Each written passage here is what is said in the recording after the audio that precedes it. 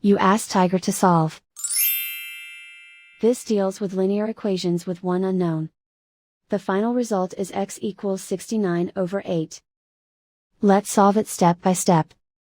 Group all constants on the right side of the equation. Add 5/6 to both sides.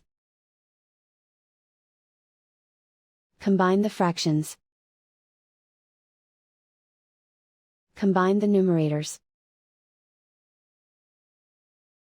Reduce the zero numerator. Simplify the arithmetic. Convert the integer into a fraction.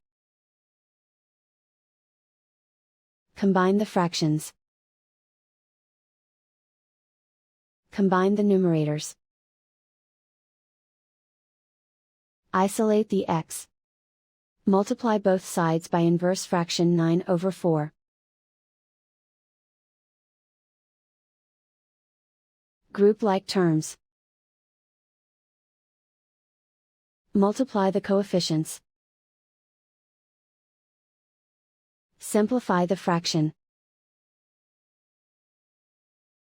Multiply the fractions. Simplify the arithmetic.